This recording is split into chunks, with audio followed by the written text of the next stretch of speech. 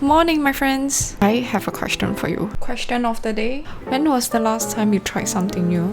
Not just getting ready, sitting at your desk, doing the same thing day in, day out, and living the same routine every day. Cause that's me. My recent daily habit other than eating, work, and sleep is staring at the screen. Yes, my weekly screen time told me so. Yet one of my goals this year is to try new things, experience life, stepping out of the comfort zone. I need a change. So today I'm going to attempt to get it back on track by doing things I wouldn't normally do for 24 hours.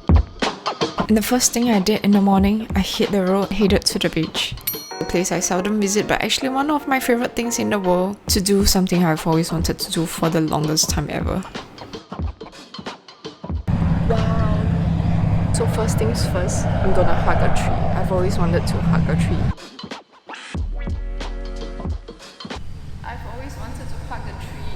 There's only coconut trees here. So about tree hugging, this was something I've always wanted to do but always restrain myself in public to do so. I love the fact that there's no insects on this trunk. Yeah.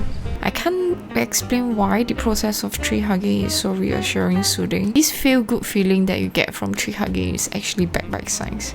The healing power of trees, quote-unquote, comes from the emission of organic compounds called phytoncides produced by trees. Helps with a few things. Boosts our immune system, reduce stress, and makes you feel good. That's what Google said. Anyways, so in the little time span I got, I decided to do a little bit of tree hugging with every tree in sight. Of course, I couldn't miss the chance to do what I love to do the most. Put my leg on the sand and just, well, stare into the blank space. Wow, this is gorgeous. After getting some much needed, sufficient sunlight and ticking off the first item on the list, a tiny stroll and headed for the next program planned for the day.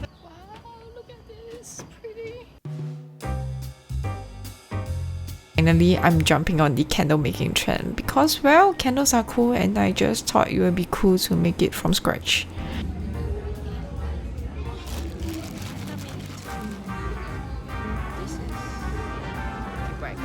This was a beginner candle making class because, well, I'm a candle newbie and the steps for candle making was pretty straightforward. First, what you do is to pour the wax into a metal container because we are going to heat it up.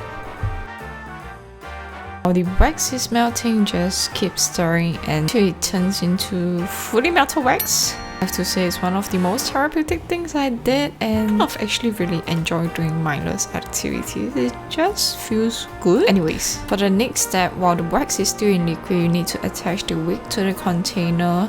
So here I'm using an ice cream stick to secure it in place. Then after that, what you do is to pour the metal wax into the glass container, and of course liquid wax is pretty hot, so be careful if you're trying this out. Finally, all that's left to do is a waiting game.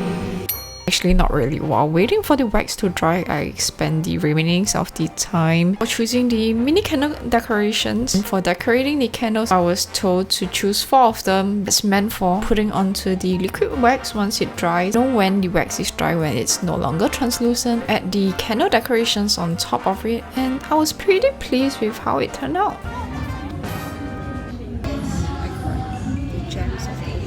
I know the name is a little cheesy. Let's move on. After my candle making class, I decided to continue with a bear brick pouring class. You know, the giant bear bricks which cost up to $1,000. I'm making a mini one, so basically what I did was mix out the paint and just pour it onto the bear. Beside you can use a spoon to cover the area that is not covered.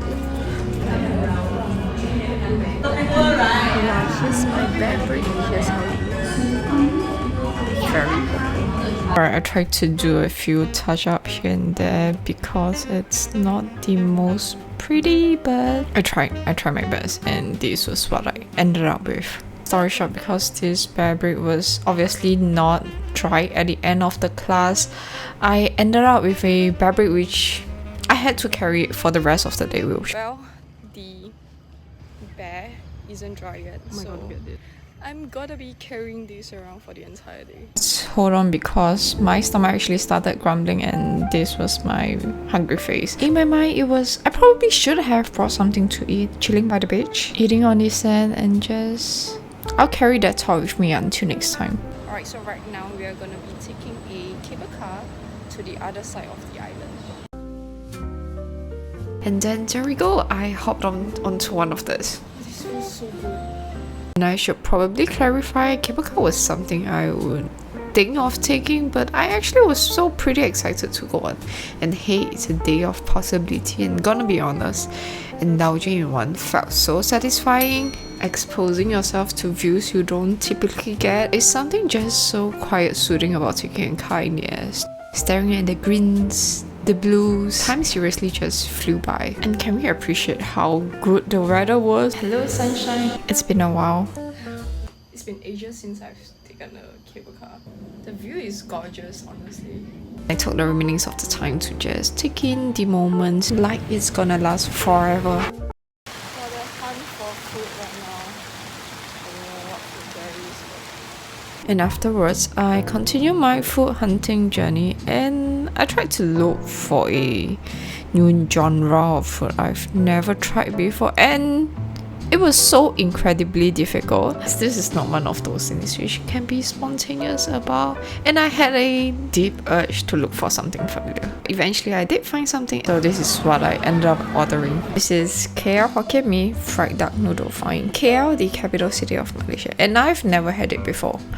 Color wise, it's quite dark, and I have to say visually it was not the most aesthetic. Taste wise, it was actually pretty good. The noodle texture tasted kind of like udon noodles, but I think I would have loved it a lot more if it was less salty. And so I ended up getting something that totally makes sense. Ice cream. Some may call it froyo yogurt ice cream. Let's not get too caught up with its name. So anyways, I really wanted strawberries as toppings, but they were out of strawberries, so that was a bumper. So I ended up getting mangoes as toppings. Honestly, what could be better than ice cream in the middle of the day? It's the epitome of life, and most likely one of the fastest time I've consumed an entire cup of ice cream. Yeah. Look at my 10 lines. Do you see it? Take this as a warning. What could happen when you forget to apply sunscreen on your arms? This is seriously ridiculous. I'm just gonna wind down for the day, clean up my face. Time to get ready and do my night routine. So here comes my favorite part of the entire day, and face mask time. I'm gonna be trying this new face mask from Korea. I've not tried this before. It's a collagen face mask. My camera detects this as a real human being. Remove different. Leave the mask on for at least 20 to 30 minutes. And I'm relying on wonder technology to relieve my sun damaged skin. First, I'm using this soothing water. I call it the soothing water to prep my skin. Next thing is a layer of toner. So this is a collagen toner. Oh gosh, this is texture is kind of slimy, like a jelly-like texture. To be honest with you, I'm actually a bit of skeptic when it comes to trying new face products. What if it ruins my face? So on this topic of trying out new things, I always have this fear knowing that there's an opportunity cost associated with choosing to give out something I know will not have negative consequences. Wait, did they say put the bottom or the top first? Okay, I'm so confused. That makes me feel, even in the very simplest form of trying out a new product, it's at a cost. I also feel that innate desire for new things and explorations in life is kind of paradoxical to a productive lifestyle, which I aspire to be. But then again, it's just something so mesmerizing. Just trying something new. Like, for God's sake, me putting on a face shade in front of a camera for the very first time. And of course, you have probably heard about the drills for face mask time. No talking.